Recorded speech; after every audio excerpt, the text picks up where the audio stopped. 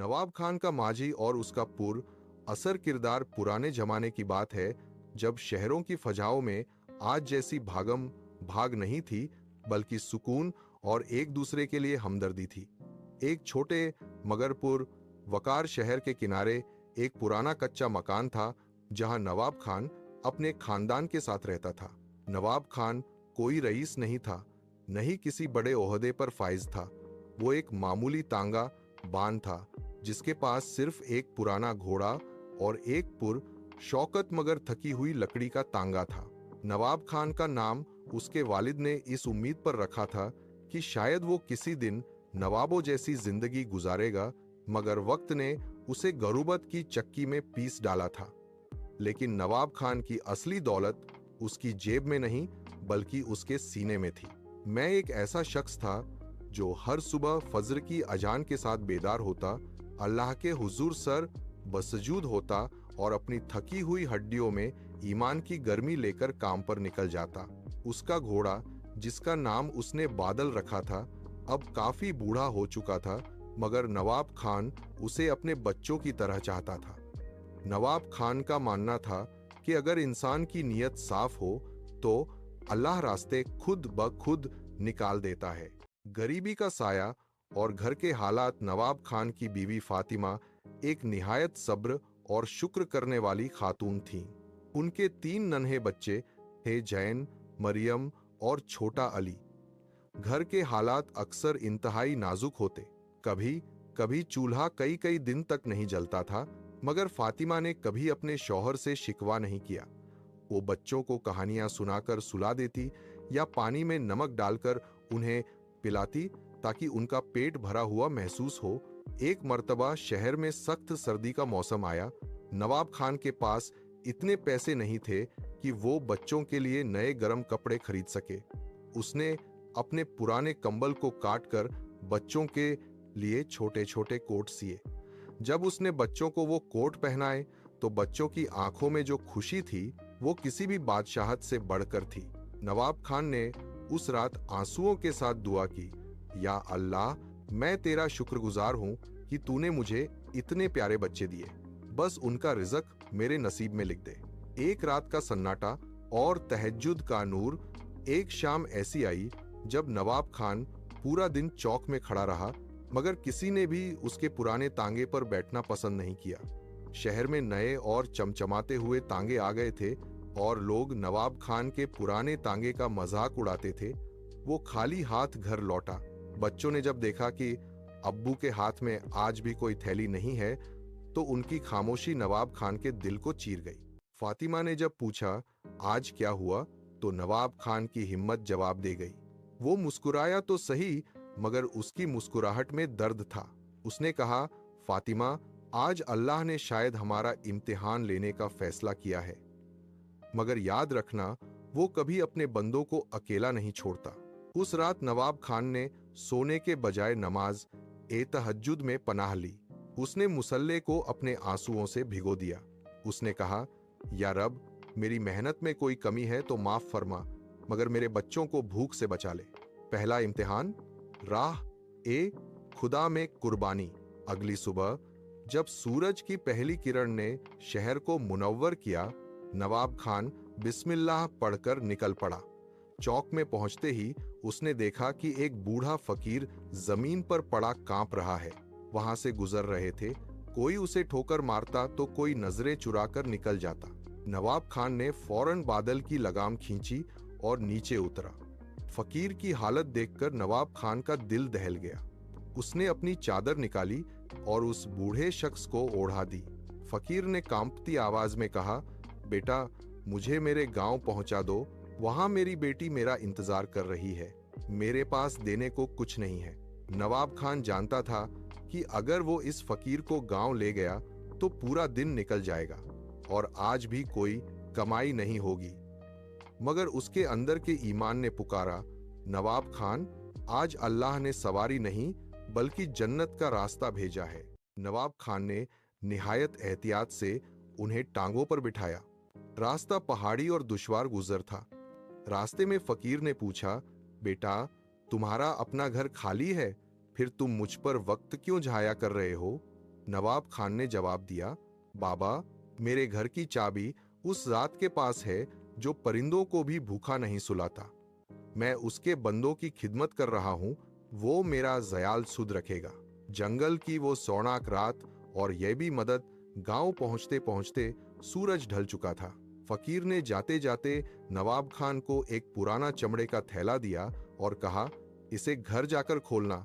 नवाब खान ने उसे मामूली समझकर टांगे के कोने में रख दिया। वापसी का रास्ता जंगल से गुजरता था। अचानक बादल रुक गया और डरने लगा। सन्नाटे को चीरते हुए एक औरत की चीख सुनाई दी। नवाब खान ने देखा कि एक दरख्त के नीचे एक खातून अपने छोटे बच्चे को सीने से लगाए बैठी है। बच्चा शदीद बुखार में फनफना रहा था। औरत ने रोते हुए कहा, मेरा बच्चा मर जाएगा, कोई इसे अस्पताल पहुंचा दे। नवाब खान ने बिना सोचे उन्हें टांगे पर बिठाया। उसका बूढ़ा घोड़ा, जो थककर चूर हो चुका था, अचानक किसी गैबी ताकत से दौड़ने लगा। ऐसा लग रहा था जैसे फरिश्ते टांगे को धक्का दे रहे हों। नवाब खान ने पूरी रात अस्पताल के बाहर गुजारी, जब तक बच्चा होश में नहीं आ गया। औरत ने रोते हुए दुआ दी, नवाब खान, अल्लाह तुझे वहां से दे जहां से तेरा वहम और गुमान भी ना हो। सुबह जब नवाब खान घर पहुंचा तो बच्चे भूख से बेहाल थे। उसने वो थैला खोला जो उस फकीर ने दिया था। उसने सोचा शायद इसमें रोटियां होंगी, मगर जब थैला पलटा तो सबकी आंखें फटी की फटी रह गईं। उसमें सूखी रोटियों के साथ कुछ ऐसे कदीम सिक्के थे जो उस जमाने में बहुत कीमती माने जाते थे। नवाब खान ने वो सिक्के लेकर फौरन बाजार का रुख किया। उसने घालिस आटा, दूध, फल और बच्चों के लिए नए कपड़े खरीदे। जब वो घर लौटा तो घर में जैसे ईद का सामान था। फातिमा ने हैरत से पूछा, ये सब कहां से आया? नवाब खान ने सारी दास्तान सुनाई और कहा, फातिमा, ये सब उस तहज्जुद की दुआ और उस फकीर की दुआ का असर है। अल्लाह कभी जर नहीं रखता। सेठ करीमुद्दीन का तकबुर और नवाब खान की आजरी। वक्त गुजरता गया और नवाब खान की नेकी के चर्चे पूरे शहर में होने लगे। लेकिन हर अच्छी चीज के साथ आजमाइश भी आती है। शहर में एक नया अमीर आया, सेठ करीमुद्दीन। वो बहुत बड़ा व्यापारी था, मगर इंतहाई मगरूर। उसे गरीबों से नफरत थी। एक दिन सेठ ने नवाब खान का तांगा किराए पर लिया। रास्ते में नवाब खान ने एक अंधे शख्स को सड़क पार करने के लिए तांगा रोका। सेठ चीखने लगा, क्यों रोका? मेरा वक्त कीमती है, इस भिखारी की वजह से मुझे देरी हो रही है। नवाब खान ने नरमी से कहा, सेठ साहब, वक्त तो अल्लाह का है। इस अंधे शख्स की दुआ आपके करोड़ों रुपयों से ज्यादा कीमती है। सेठ ने गुस्से में नवाब खान को थप्पड़ मार दिया और पैसा फेंककर चला गया। काजी साहब का अलविदा। इम्तिहान शहर के काजी साहब, जो बहुत परहेजगार थे, नवाब खान की इस सब्र ओ इस्तकामत से बहुत मुतासिर थे। उन्होंने नवाब खान को अपने पास बुलवाया। नवाब खान डरा हुआ था, कहीं मुंह से कोई भूल तो नहीं हुई। काजी साहब ने कहा, नवाब खान, कल मुझे एक जरूरी काम से बाहर जाना है, तुम तैयार रहना। अगली सुबह जब वो निकले तो रास्ते में उन्होंने देखा कि एक शख्स खून में लथ-पथ सड़क पर पड़ा है। पास ही एक गाड़ी उल्टी हुई थी। नवाब खान ने तांगा रोका तो देखा कि वो वही सेठ करीमुद्दीन था जिसने उसे थप्पड़ मारा था। काजी साहब ने नवाब खान के चेहरे की तरफ देखा कि वो अब क्या करेगा। नवाब खान ने बिना एक पल झाया किए सेठ को उठाया। सेठ होश में था, मगर दर्द से कराह रहा था। नवाब खान ने कहा, सेठ साहब, घबराइए मत, अल्लाह खैर करेगा। सेठ ने जब नवाब खान को पहचाना तो शर्म से अपनी आंखें बंद कर ली। नवाब खान ने उसे अस्पताल पहुंचाया और अपना सारा खून देने के लिए भी तैयार हो गया, क्योंकि सेठ को खून की जरूरत थी।